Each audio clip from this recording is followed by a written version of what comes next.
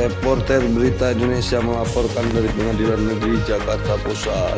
Khairul Imam Esa, penasihat hukum LW, sidang lanjutan perkara nomor 22. Para nasabah dihadirkan di Pengadilan Negeri Jakarta Pusat.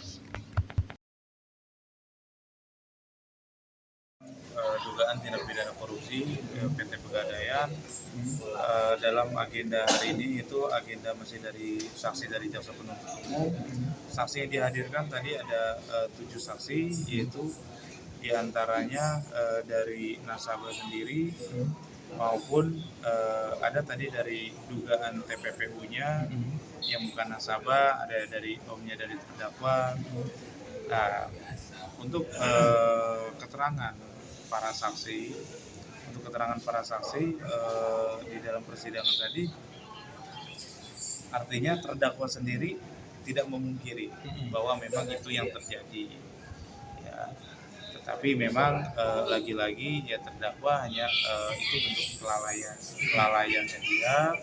Dan saya sebagai kuasa hukum mengatakan dari sebelumnya dari sidang sebelumnya bahwa ini memang bentuk dari kurangnya pengawasan yang ketat dari pihak PT Pegadaian maupun dari kepala cabangnya. Ya.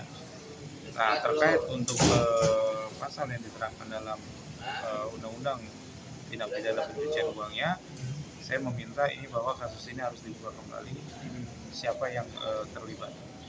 Karena tadi banyak uang-uang itu yang ditransfer atau diserahkan dari PT Pegadaian langsung maupun dari terdakwa, itu banyak ke personal ya, dari orang ke orang ya. Yang dimana tadi keterangannya ada saksi dari omnya sendiri bahwa uang itu adalah uang pinjaman, ya kan? Sedangkan tidak mungkin seseorang itu meminjam uang kepada terdakwa kalau memang tidak mengetahui jabatannya terdakwa sebagai apa. Ya.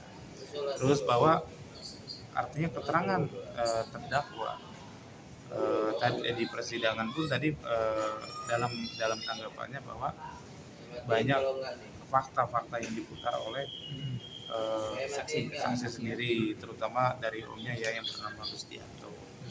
Nah, terus di dalam BAP Rustianto, ya dia sebagai saksi itu dalam berita acara pemeriksaannya pun itu menurut saya itu jawabannya sendiri tetapi kontra dengan pernyataan dia juga gitu. Jadi menurut saya gini, di situ intinya dia tadi fakta persidangan dia mengetahui bahwa uang itu bersumber dari PT Pegadaian.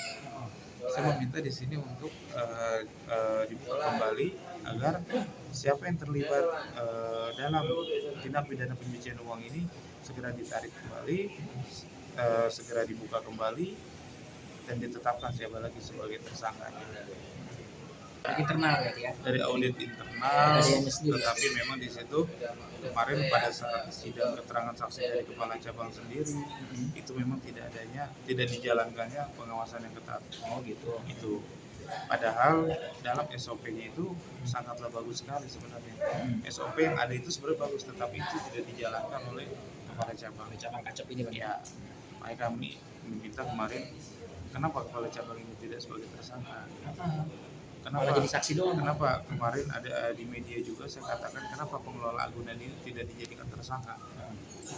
Karena yang memegang kunci berangkas itu ada pengelola agunan ada. Bisa dikatakan itu barang itu katanya hilang, ya kan? Berkali-kali saya katakan di media pun, bahwa barang itu hilangnya bagaimana? Gitu kan? Ini kalau hilangnya sampai 158. Nah, itu bukan hilang itu, Bang. Itu bukannya hilang, tapi di dalamnya itu ada apa gitu kan. Kalau handphone hilang ya kecil ya kan. Makanya saya bilang, saya ibaratkan gini. Ada rumah hilang motor 1, ya kan? Ya dicurigai orang dalam. Hilang motor 1. Terus apa? Besoknya dia beli lagi motor, pastinya digembok. Pasti itu. Besok hilang lagi, diapain lagi? Dirantai. Besok hilang lagi. Nggak mungkin, kalau sampai 158 kehilangannya, apa bentuk pengawasannya? Berarti tidak ada, dibiarkan. Jadi, ya itu aja.